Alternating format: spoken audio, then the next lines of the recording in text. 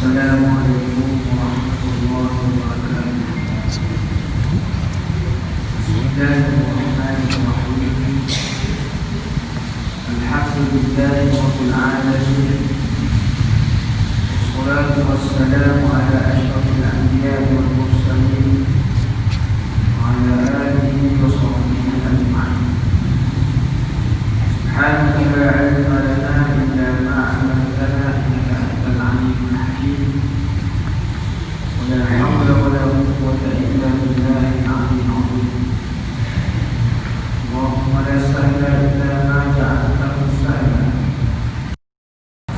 وضوئه فشربه وهو قائم ثم قال: أحببت أن أريكم كيف كان ظهور رسول الله صلى الله عليه وسلم. Hadis hasan sahih. Diriwayatkan daripada Abi Hayyan, katanya telah aku lihat Ali radhiyallahu anhu mengambil tubuh ia, maka membasuh ia akan kedua tapak tangannya hingga mencuci ia akan keduanya, kemudian berkomor-komor ia 3 kali dan menghisap air ke hidung dan 3 kali, dan membasuh ia akan mukanya 3 kali dan 2 lengannya 3 kali, dan menyapu kepada kepalanya sekali, kemudian membasuh ia akan 2 tapak kakinya dengan 2 lali, kemudian berdiri ia mengambil ia akan lebih buruknya, maka minum ia akan ia daripada hati ia berdiri, kemudian berkata ia, aku suka bahawa aku perlihat akan kamu bagaimana ada suci Rasulullah SAW. Jadi kita menyambung persoalan pada soalan yang masalah 189 membasuh wuduk. Qala musannif rahimahullah ta'ala wa nafa'ana Allah bi'ulumihi fi darain. Adalah dalam masalah 183 menyebutkan Nabi SAW mengambil air sembahyang dengan membasuh muka 3 kali dengan katanya wa wasala wajhahu salasa. Maka kata Asy-Syafi'i telah berfirman Allah Ta'ala, fawsilu wujuhakum, maka hendaklah basuh olehmu sekalian akan muka-muka kamu. Surah Al-Maidah. Maka adalah yang terakal, yang terakal ni bahawasanya muka itu barang yang lain daripada tempat tumbuh rambut kepala sampai 2 telinga dan janggut dan dagu. Jadi tuan-tuan, pada masalah 189 ini Al-Imam Tirmizi membawakan dalil daripada hadis Rasulullah SAW dan daripada firman Allah Ta'ala tentang bahawa salah satu anggota wuduk yang wajib dibasuh ialah muka, ya?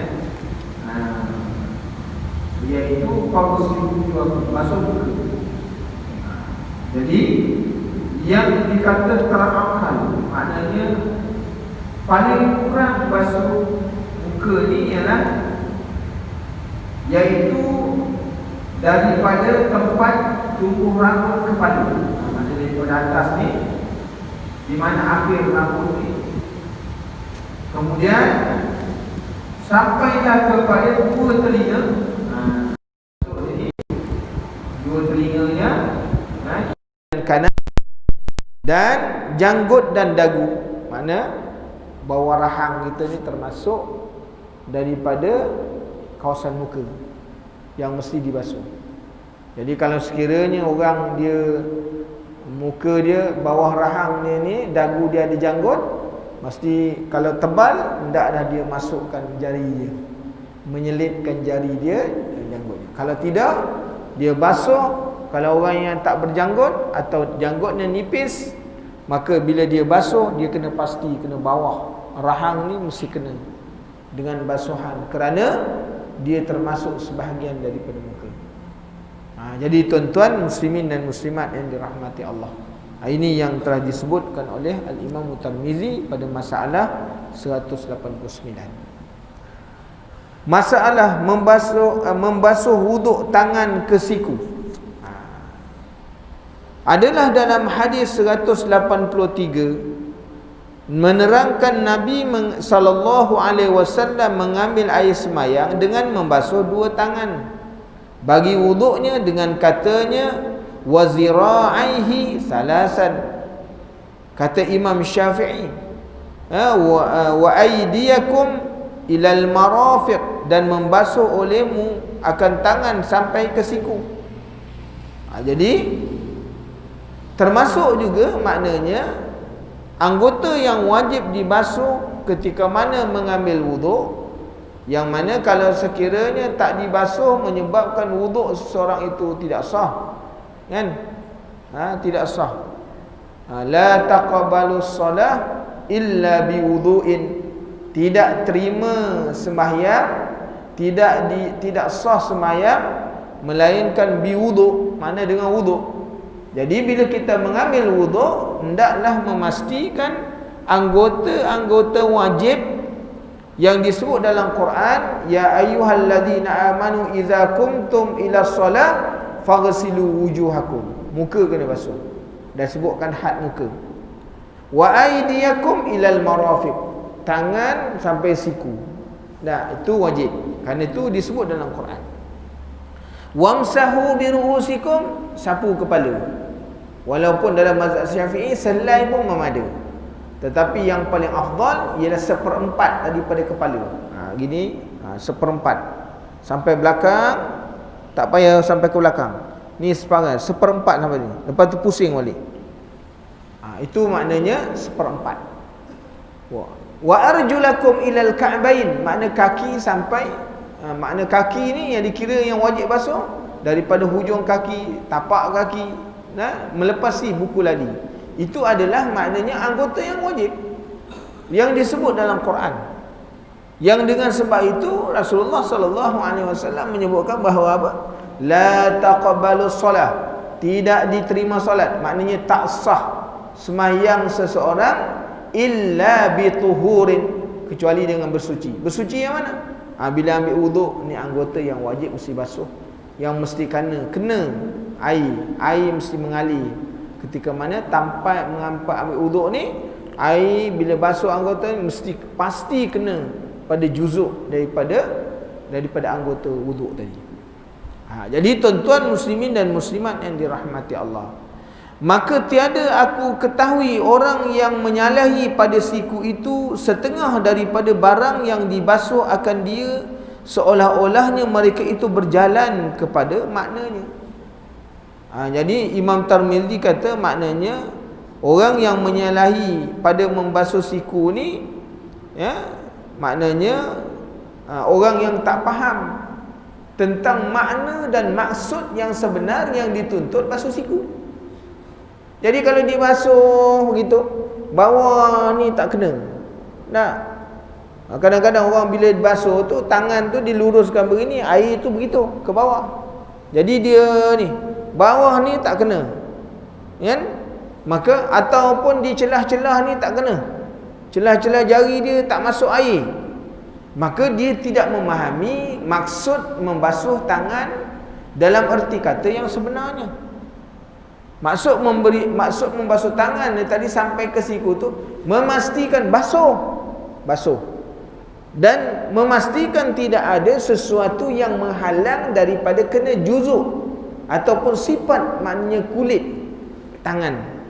Mana kalau ada sesuatu yang melekat, contohnya daripada cat contohnya, atau minyak, ataupun kita kata sisik ikan contohnya melekat yang tak menyampaikan, ataupun maknanya ada tampalan di atas yang dikatakan tangan tadi, bagaimana nak buat?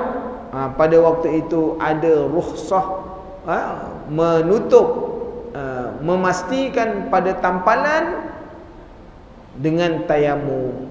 Itu dikata rukhsah tadi. Ada. Jadi nak pastikan. Oleh kerana tampalan tu air tak boleh masuk, dengan sebab itu mesti diganti dengan tayamum. Jadi tuan-tuan muslimin dan muslimat yang dirahmati Allah, maka hendaklah basuh oleh sekalian kamu akan muka kamu dan dua tangan sampai engkau basuh siku, maka tiadalah memadai basuh dua tangan sekali-kali, melainkan dibasuh dari ujung jari sampai ke siku. Ujung-ujung jari. Bila basuh tangan ni, ujung-ujung jari kena masuk air. Kerana apa? Dia termasuk tangan. Makna kalau hari ni tuan-tuan, kalau ada orang simpan kukunya panjang, tak? Hari ni orang dia jadi minat, tak tahulah dia tiru siapa kan? Daripada mana budaya Islam tak suruh simpan kuku panjang? Sebab Islam kata panjang kuku ni paling lama pun boleh simpan 40 hari ya. Lebih daripada 40 hari kena potong. Orang yang tak memotong kuku yang disimpan lebih daripada 40 hari, maka tidak ada tanda kebersihan kepada dia. Ni walaupun kukunya bersih, tapi sifat dalam hadis Rasulullah sallallahu alaihi wasallam yang mengatakan maknanya yang tanda fitrah tu tak ada kat dia. Tanda fitrah ni apa? Potong kuku, mengandam misai, mencabut maknanya bulu ketiak, mencukur bulu ari, berkhatan. Kalau tak ada ni, makna itu bukan tanda fitrah. Jadi kalau ada orang tuan-tuan dalam masalah menyimpan kuku kan, yang menunjukkan tanda fitrah, Islam kata dalam hukum bahawa tidak boleh melebihi 40 hari. Mana orang yang menyimpan kuku, walaupun kukunya bersih, tiap-tiap hari dia bersihkan, lebih daripada 40 hari tak dipotong, tidak dikatakan sebagai orang Muslim yang ada sifat fitrah pada dia. Jadi dia kena faham bahawa Islam ni ada atur cara, peraturan hidupnya ada kan? Kita ni tuan-tuan jangan terikut dengan orang lain. Islam ada identiti Islam. Bila kita ni orang Islam, kita kena mengikut akhlaknya, zahir batin kena ikut. Tak boleh ambil doa. Ya ayyuhallazina amanu dukhulu fis silmi kaffah. Orang yang beriman bila masuk dalam Islam ni jangan masuk separuh-separuh. Zahirnya ambil Islam, batinnya tidak, tak boleh. Atau batinnya Islam, zahirnya tidak, tak boleh. Ustaz, saya ni pakai macam ni selebek je, tapi dalam Islam bagus. Tak boleh. Rasulullah SAW sifat zahir ni cantik. Rasulullah kalau dipakai serban tuan-tuan, diikatnya kemas. Rasulullah tu rambutnya berminyak. Nak tunjuk apa? Rasulullah zahirnya memang hebat. Jangan kata pandang, saya Islam, pandang yang dalam, jangan pandang luar. Tak boleh tuan-tuan. Islam ni bukan pandang yang dalamnya, habis luar tak payah pandang. Kan?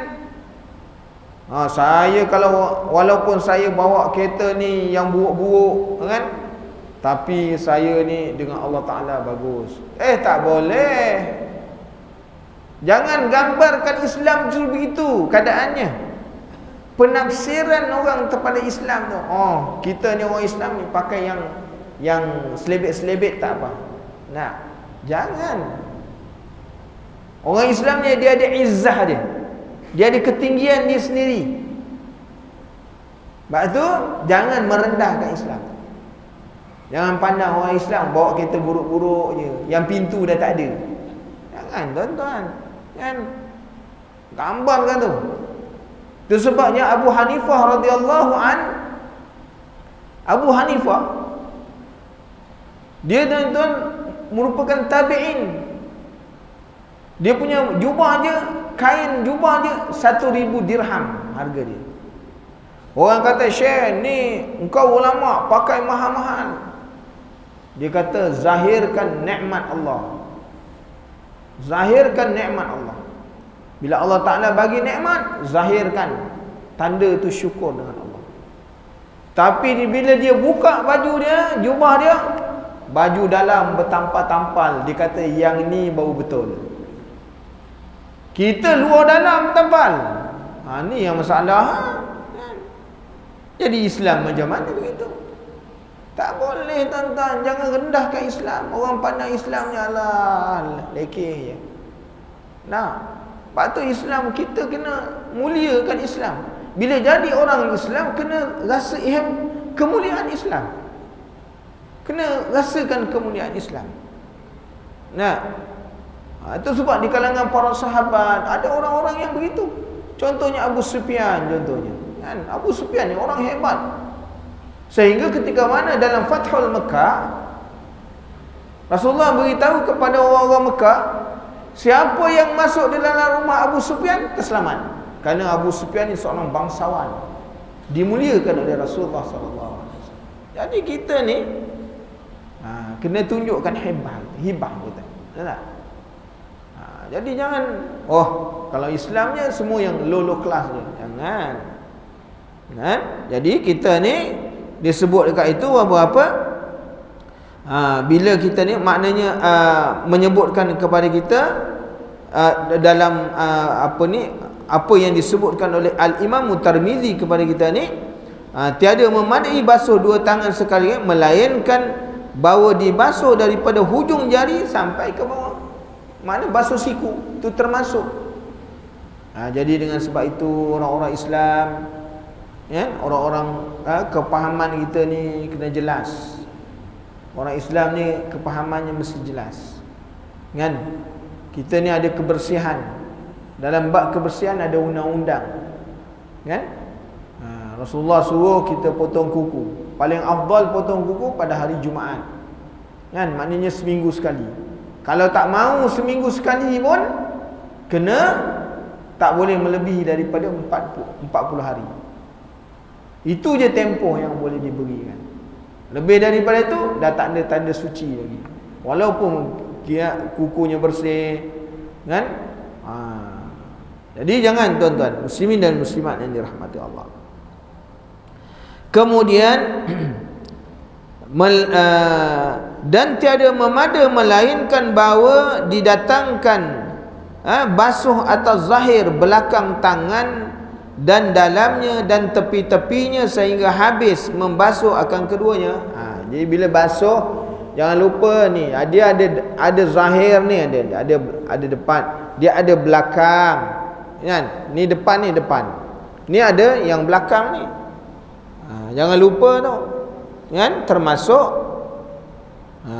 kemudian kita ni ada jari ni ada celah-celah dia. Kan? Juga kena memastikan bahawa bila kita ambil wuduk, maka semuanya mesti dibasuh, tepi dan sebagainya. Dan jika tinggal daripada ini suatu, dan jika sedikit nasaya tidak mandi. Maknanya oleh kerana tangan daripada ujung jari sampai melepasi siku itu adalah anggota wajib yang dibasuh. Kalau tak kena sikit pun maka menyebabkan wuduk tidak sah. Bila wuduk tidak sah, maka sembahyang juga membawa kepada tidak sah sembahyang. Jadi tuan-tuan, sebab tu kita kena berhati-hati ni. Ni zaman dicatu air ya. Air tak ada. Kena pastikan satu air, tuan-tuan, kita angkat air ni.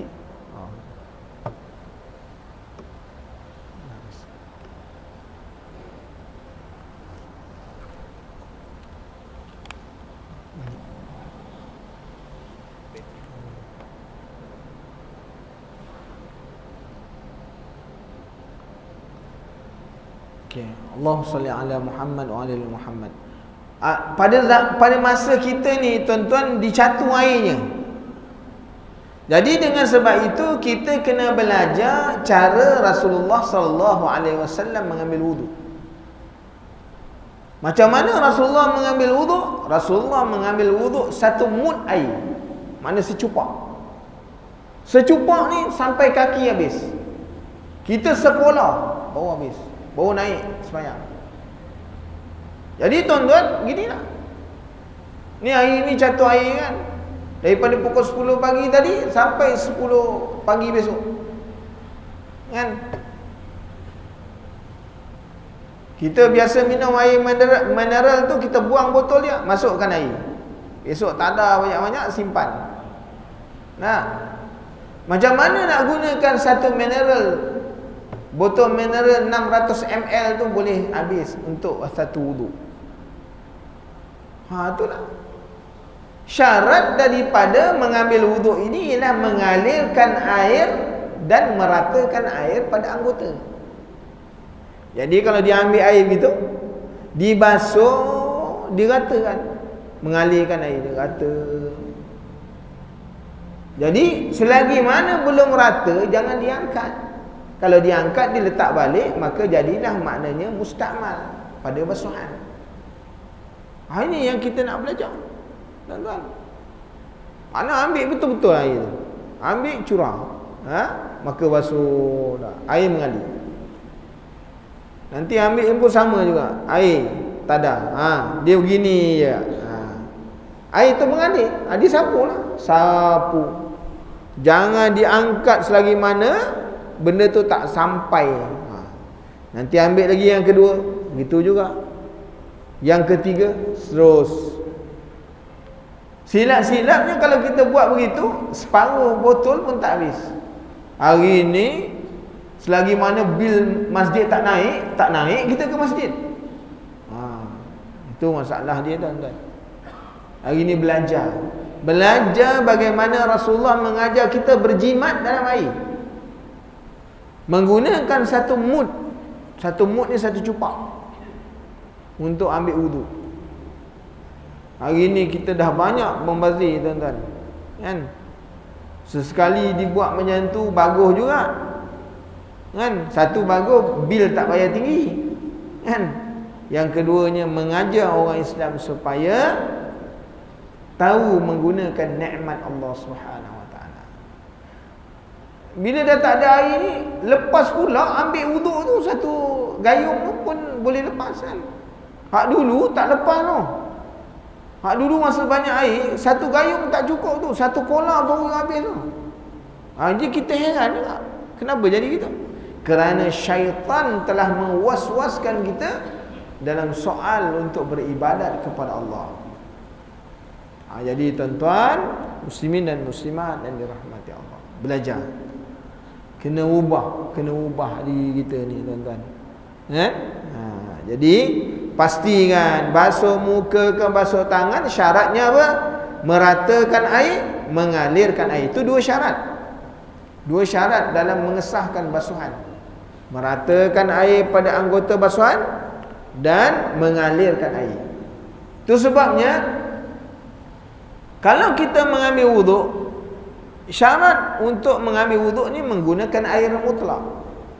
Air mutlak ni, tuan-tuan,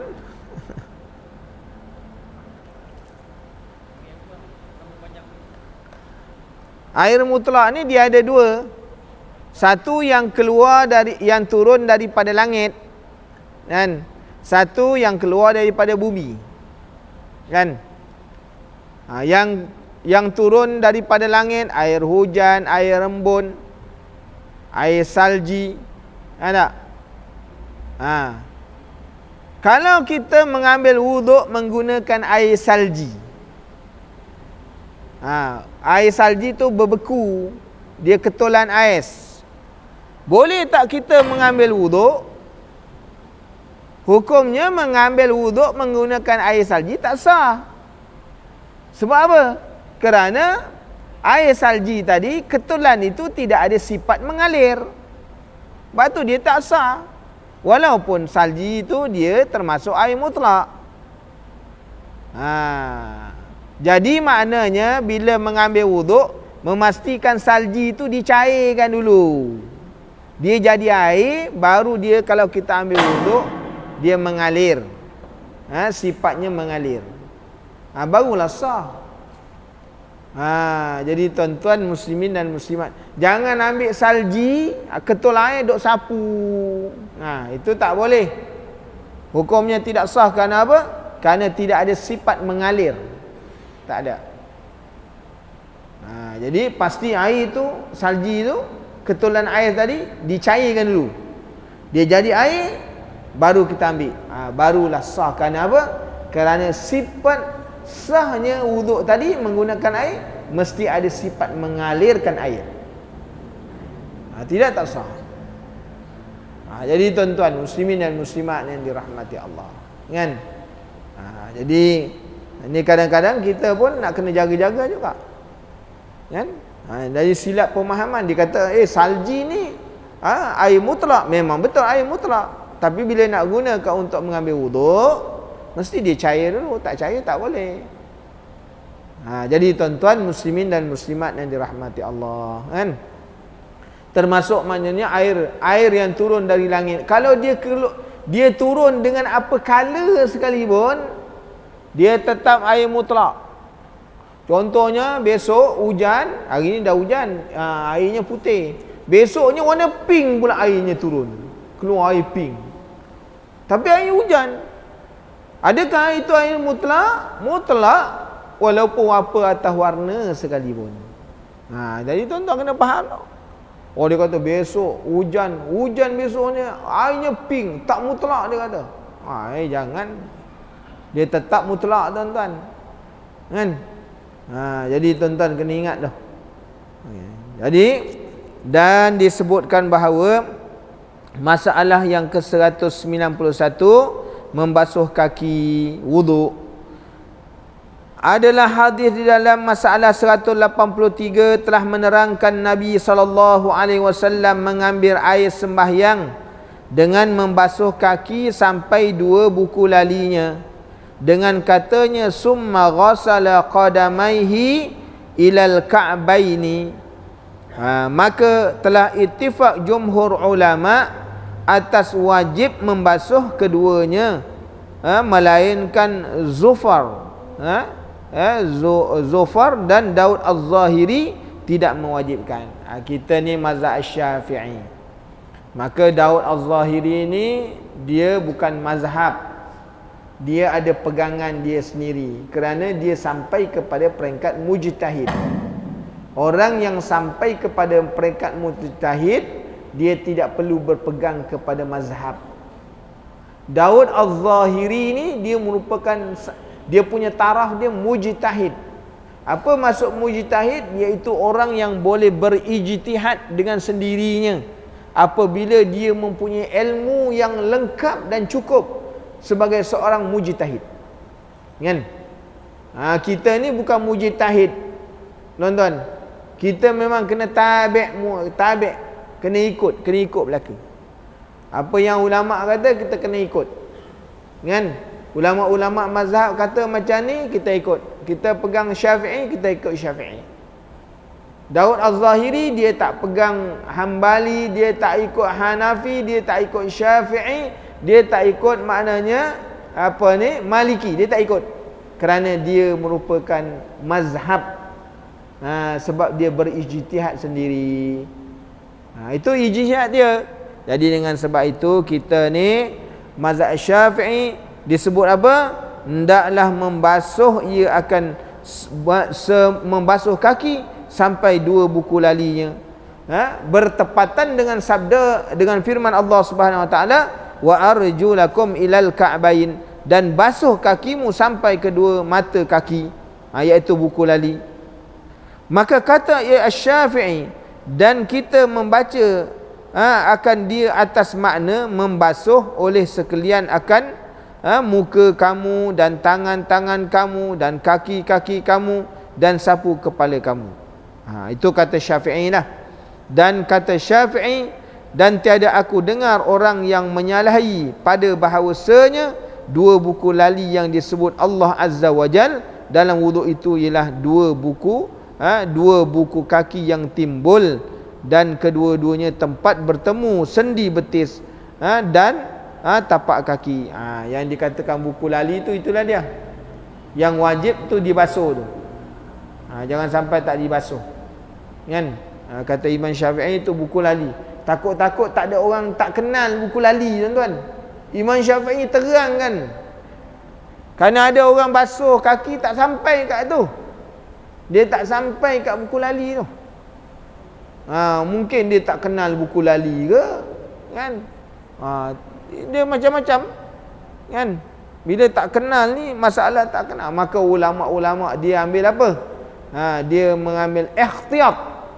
Apa maksud ikhtiyat? Iaitu jalan berhati-hati Takut ada orang yang tak faham, sebut buku lali pun tak kenal.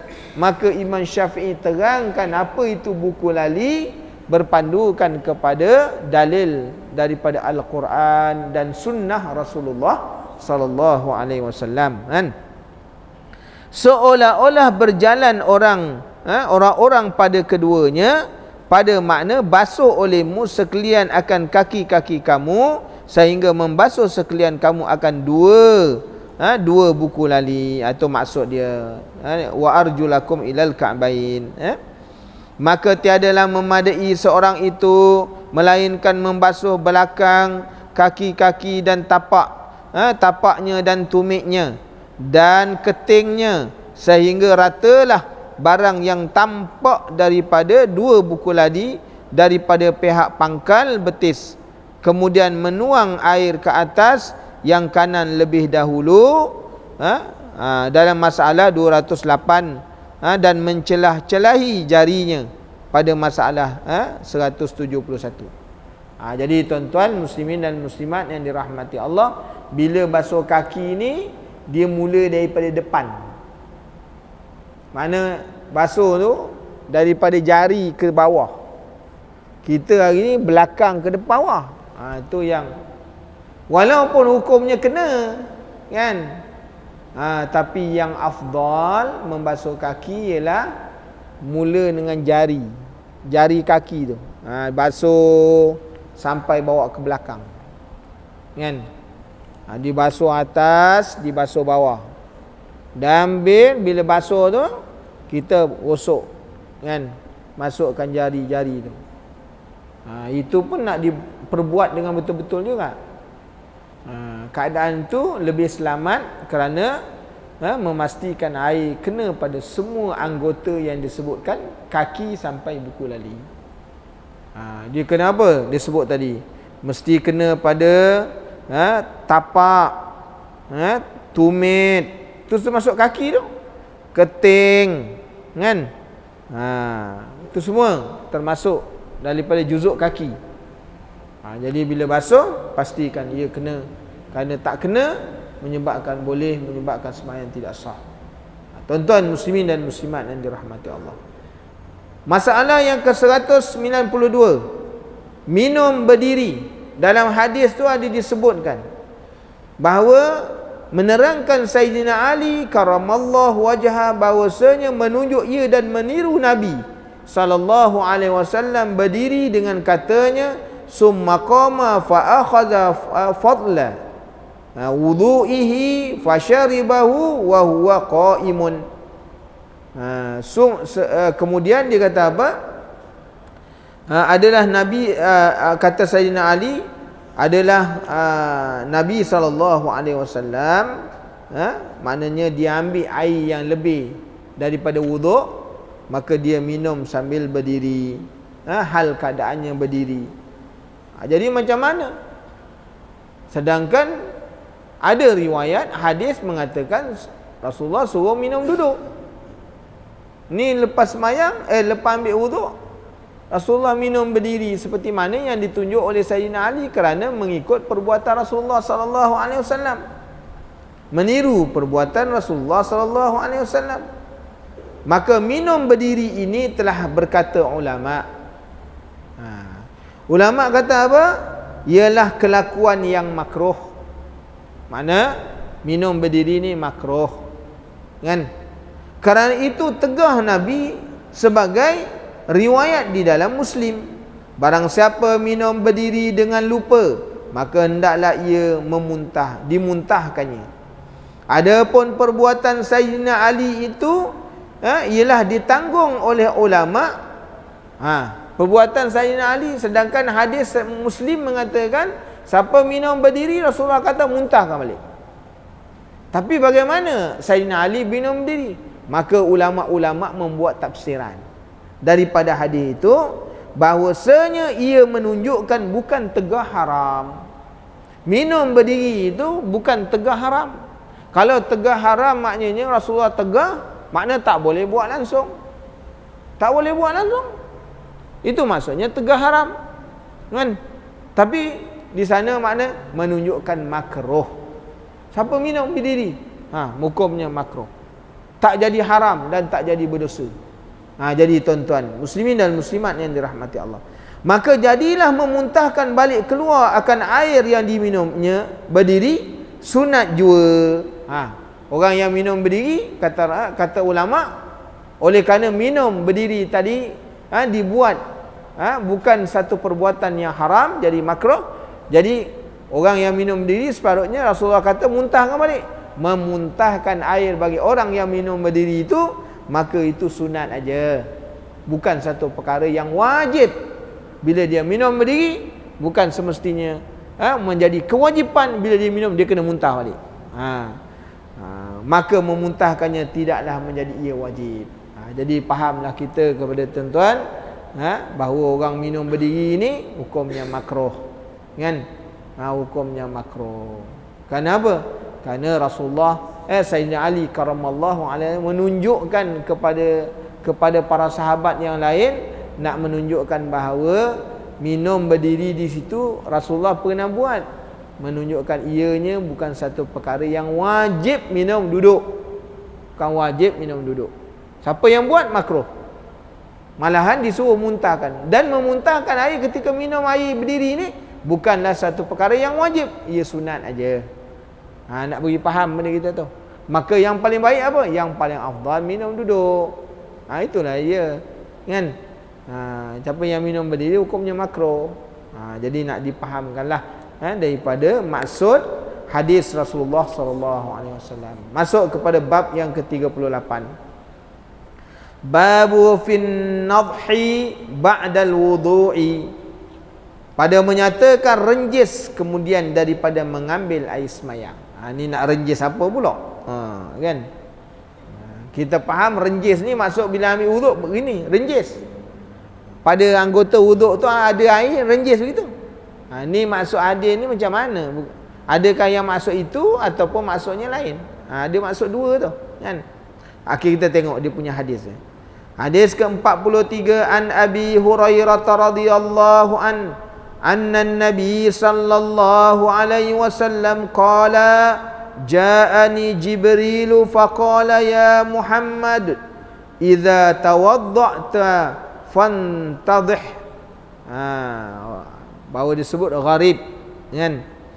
Daripada Abi Hurairah radhiyallahu bahwasanya Nabi sallallahu alaihi wasallam bersabda, telah datang akan daku Jibril, maka sabdanya, ya Muhammad, apabila mengambil wuduk engkau maka hendaklah renjis. Maksud renjis macam mana? Nak dihurai. Ketahuilah kiranya ya wahai saudaraku, adalah maksud renjis kemudian daripada wuduk itu ialah telah bersalahan-salahan ulama pada setengah daripada berkata, apabila selesai daripada mengambil air semayang, maka sunatlah merenjis ia berbetulan dengan kemaluannya, supaya hilang was-was hati daripada mengatakan basah kemudian daripada kencing. Dan basuhan itu ialah basah kencing. Jadi tuan-tuan, begini maksud dia. Orang kalau dia sebelum ambil wuduk, dia pergi qada hajat, makna buang air kecil dulu, tak? Sama ada dia buang air kecil pakai kain ke, dia buang air kecil pakai seluar ke. Biasanya bila dia ambil wuduk, basah pada maknanya kemaluannya basah dengan air, kemudian akan kena pada pakaian dia di bahagian depan, di bahagian tempat kemaluan tu kena air. Maka ulama-ulama dia dalam masalah ni dia membuat tafsiran. Yang dikatakan renjis tu yang dalam hadis Rasulullah tu bukan maksud renjis dengan sebab pada anggota wuduk.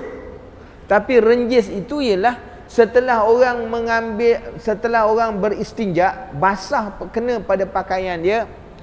Jadi basah di situ ialah kerana supaya menghilang, direnjis pada tempat yang basah tu, ambil air, kan? Maka renjis, kan? Supaya nampak basah. Memang dah basah dah, kita renjis tu kerana nak menghilangkan was-was, supaya basah di situ tadi bukan kena air kencing, tapi dengan sebab renjisan kita, kerana nak menolak was-was syaitan. Itu je. Tu yang disuruh tu. Itu sebabnya orang yang masuk kalau dalam tandas dia buang air kecil pakai seluar kan. Lepas dia ambil air kecil, buang air je, basah. Nanti waktu dia nak ambil wuduk, ini syaitan ni bijak. Tu kerja syaitan. Kau nak ambil wuduk tu basah, tak nampak tu. Seluar kau basah tu. Kan? Tu kena air kencing tu. Sampai ke semayang, Allahu Akbar. Kena air kencing tu, kena air kencing. Sampai ke salam ingat air kencing. Bukan ingat Allah Taala. Jadi bagaimana nak mengelak was-was itu?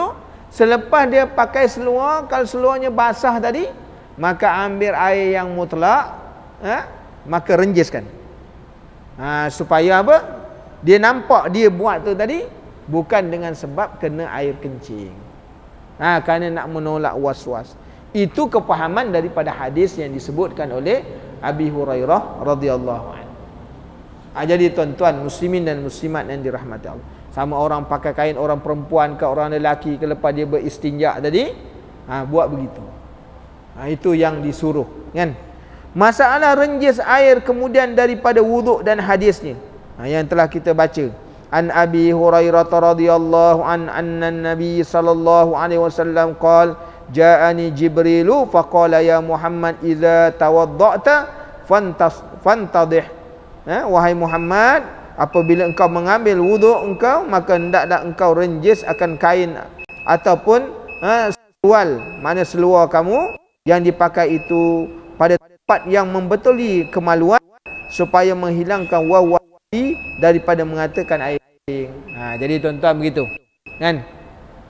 Kita nanti kalau pergi mana-mana, contoh kita pergi tanah awam lah, atau beristinja kan, ada yang semuanya basah kan, atau mana apa orang perempuan masuk dalam tanah waktu beristinja basah kainnya, maka nak menghilangkan ni tadi basah ni terkena air kencing atau tidak ni, maka ambil air renjiskan, maka hilanglah was-was, akan menolak, kan? Waktu itu tuan-tuan kalau kita renjis tu sehingga hilang was-was kita, meraung syaitan. Syaitan meraung kerana apa? Dia kata ni tak boleh makan nampak. Tak boleh makan nampak ni. Jarum tak boleh masuk. Kan? Tapi ketika mana dia datangkan was-was sehingga masuk di dalam hati anak Adam tadi, berkokok dia dalam ni. Berkokok dia. Dia kata orang ni aku berjaya nampak. Kan? Berjaya aku. Kan? Ni hujan-hujan. Aku berjaya sungguh. Berapa ramai tak atas semayang. Berapa ramai tak datang masjid. Kata. Kan? Berjaya. Hari ni kita makan besar dia kata. Kokok dia tuan-tuan. Kan? Hujan semua orang tak datang. Aku was-waskan dia. Kau pergi hujan, kita tadi baru basuh tadi, kau becak tu. Kan? Hati pun kata, iya juga. Penat basuh tadi. Lala tak keluar. Sebab lebih sayangkan kotor kereta daripada kotor hati. Itu dia tuan-tuan. Syaitannya bijak permainannya tuan-tuan. Kita baru nak keluar, orang rumah kata, bang hujan bang, hujan. Tak lebat tu boleh keluar. Abang kalau naik motor kan kena becak-becak apa ni kan. Ya ke? Tak apalah, masuk balik. Tak jadi keluar. Kan? Ini permainan syaitan. Permainan syaitan. Abang boleh naik kereta. Abang tadi kan kereta baru basuh kan? Iya ke? Iya juga. Kotor nanti. Letak kunci balik. Semayang je kat rumah. Sedangkan orang lelaki semayangnya di mana? Di masjid. Kan? Jadi masalah. Kan? Macam-macam masalah. Ini kerja syaitan ni tuan-tuan. Jangan kita terpengaruh dengan tipu daya dia. Kan? Inna syaitana lakum aduwwum mubin. Sesungguhnya syaitan bagi kamu adalah musuh yang paling nyata. Nyata tu, bisikkan itu. Itulah dia yang ajak kita buat benda tak elok tu. Itu syaitan namanya, bisikkan syaitan. Kan? Kalau bisikkan malaikat, pergi semayang. Hujan ni rahmat. Kan? Dah tahu berapa hari tak hujan, pergi semayang. Rahmat dapat. Kan? Itu bisikkan rahmat daripada malaikat. Pada diri kita ni ada dua bisikan yang sentiasa berperang, kata Imam Ghazali. Pada setiap hari dia berperang. Ada bisikan malaikat, ada bisikan syaitan. Boleh rujuk dalam kitab Minhajul Abidin. Disebutkan oleh Al-Imamul Ghazali. Tiap-tiap hari pagi lagi, maknanya dua bisikan ni akan berperang. Mana yang menang daripada bisikan, itu yang terzahir. Menang bisikan malaikat. Tengok. Subuh ada kat masjid. Lepas subuh baca Quran. Lepas subuh zikir. Kan? Menang bisikan tu. Bisikan malaikat tu menang. Kalah bisikan malaikat tu. Pukul 7 baru subuh. 7 pukul. Kunutnya pun pendek je. Dalam tersembunyi yang angkat tangan. Kan? Kalau pukul 6.30 tu, atas tu jauh tu. Jadi itulah dia tuan-tuan. Permainan syaitan itu. Hati-hati. Orang tanya, boleh tak kita mengesan bisikan syaitan? Boleh. Kita boleh. Ada Allah Ta'ala sebutkan, inna syaitana lakum adu mubin. Bagi kamu musuhnya, syaitan tu musuh yang nyata. Musuh yang nyata. Sebab boleh kita tahu. Sebab kita boleh tahu sebab bisikannya mengajak kepada kejahatan. Mengajak kepada kemungkaran. Itu nyata. Kalau kita ikut mana bisikan dia. Jadi tuan-tuan muslimin dan muslimat yang dirahmati Allah. Dengan itu atas taufik dan hidayah Allah. Jadi minta taufik dan hidayah Allah kepada supaya kita sentiasa mendapat rahmat Allah. Jadi kita baca bab yang 38 ni sampai habis. Masalah 195, najis kemudian daripada wuduk hukumnya. Kata Ibnu Arabi, telah bersalah-salahan ulama pada takwil hadis dalam masalah 194 dengan 4 qaul. Jadi ulama bila baca hadis ini, mereka telah menafsirkan. Maka ada 4 pendapat. 4 pendapat. Pendapat yang pertama, maksud daripada hadis renjis inilah mengambil wuduk seorang, maka hendaklah tuangkan air atas anggota wuduk itu akan sebagai tuang dan jangan meringkaskan atas sapu sahaja. Maka bahawasanya ada memada padanya melainkan basuh dengan ketiadaan melampau. Jadi ulama, seorang pendapat satu ulama mengatakan bila mengambil wuduk, jangan setakat engkau tuang jiruh je. Jangan jiruh je. Melainkan maknanya tuang itu jangan engkau ringkas. Engkau mesti sapu. Bila ambil wuduk ni tak mada dengan tuang je, lalukan air je, tak memadai. Kan? Mesti kena sapu. Itu tafsiran ulama, pendapat yang pertama. Kan? Tak memada kalau kita pusingkan tangan, tak memada. Mesti bila ambil wuduk, tuangkan air, maka sapu. Muka sapu dan sebagainya. Yang keduanya tuan-tuan muslimin dan muslimat yang dirahmati Allah, maksud daripada hadis buat melepaskan kencing, dia kata istibra dengan air serta makna mengurut akan kemaluan dan berdaham supaya tus akan kencing. Itu maksud sebahagian ulama menafsirkan maksud hadis tadi dengan maksud ni gitu. Makna orang kalau dia berqada hajat buang air kecil, maknanya tak sempurna. Tuan-tuan, tidak sempurna. Orang yang setakat maknanya buang air kecil, kalau lepas berhenti je buang air kecil itu, buang air kecilnya berhenti, air kencingnya berhenti, dia terus basuh, tak memada. Melainkan kata ulama, hendaklah istibra'. Istibra' ni maksudnya apa? Kena berdaham dulu. Berdaham. Kerana apa? Tujuannya untuk tus. Dan apa ni? Mengurut-ngurut akan kemaluannya. Itu sebabnya tuan-tuan, kalau kita ni tak melakukan yang demikian, sesungguhnya roh kita ni dia tertekan. Sebab bila kita tak mengamalkan sunnah-sunnah Rasulullah sallallahu alaihi wasallam ni, roh ni nak buat baik, nak pada pekerjaan baik, tapi kita tak mahu buat.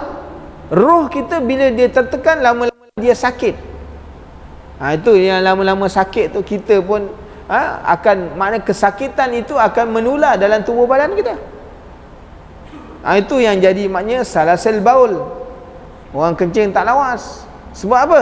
Kerana roh itu tertekan sehingga dia menderita, dan roh jadi sakit, menyebabkan maknanya dia memberi kesan kepada tubuh badan. Sebab tu jangan pandang tu tuan-tuan, jangan pandang ringan. Kita hidup ni ada roh. Roh ni mesti diberi santapan, rohani mesti diberi makan. Makanan roh zikir. Sebab tu orang yang rohnya tak diberikan zikir, kan, roh akan jadi sakit. Bila roh sakit, maknanya itu yang jadi macam-macam hal, mengacau, jadi makna apa? Tak tenang. Kerana apa? Roh tertekan. Bila roh tertekan, dia sakit, dia akan memberi kesan kepada badan. Sebab tu tuan-tuan, roh ni, dia rohani kita ni mesti diberi makanan rohani. Apa dia makanan rohani? Tu zikrullah, baca Quran. Kalau makanan zahir yang kita makan tiap-tiap hari tu, bagi makan kabab, bagi makan nasi mandi, itu betul, kan? Itu makanan zahir. Makanan batin apa? Lain. Sembahyang waktu malam, zikrullah, baca Quran, itu dia makanan dia, supaya rohnya tenang, kan? Ala bi zikrillahi tatmainnul qulub. Kerana kulub kita tu, di situlah rohnya. Hati bila jadi tenang, tenang seluruh anggota badan. Sebab Rasulullah meletakkan maknanya dekat sini, hati, dekat hati. Hati bila tenang, semua anggota tenang, kan? Jadi tuan-tuan muslimin dan muslimat yang dirahmati Allah, jadi amalkan, kan? Kita hari ni mungkin kita tak amalkan, dengan sebab itu masalah-masalah pada diri kita, sakit dan sebagainya. Yang ketiganya, takwil para ulama, dia kata apa? Apabila mengambil wuduk, hendaklah engkau renjis akan mengiringi faraj itu dengan air supaya menghilangkan akar wawa. Itu seperti maksud tadi. Mana kalau lepas wuduk, lepas maknanya orang dia mengambil wuduk atau lepas buang air kecil, basah pada mana anggota depan ni tadi, tempat kemaluannya tadi, kain tadi atau pakaiannya, ambil air supaya menghilangkan was. Dan yang keempat, ditakwil maksud istinja dengan air, hal hanya diisyaratkan timpun antaranya dan batu, kerana bahawasanya batu itu kurangkan dan menipiskan najis, dan air itu membersihkan dia. Maksud sebahagian ulama kan, maksud yang dikata najis dalam hadis ini ialah bila beristinja, mula-mula guna batu, kemudian guna air.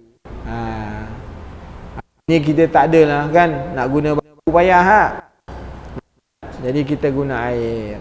Orang-orang Madinah, ada satu puak di Madinah yang Allah Ta'ala puji mereka. Kerana apa? Mereka cukup bersih dalam beristinja. Pertama guna batu dulu, kemudian guna air. Sehingga Allah Ta'ala memuji kaum ni, mereka berada di Madinah. Jadi mudah-mudahan kita faham tentang maksud hadis.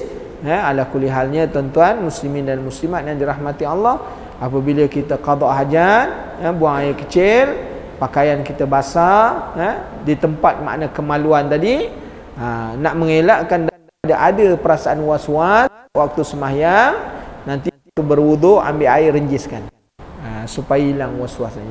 Allah, kita akan masuk ke bab yang ke-39, babu ja'a fi isbaghil wudu.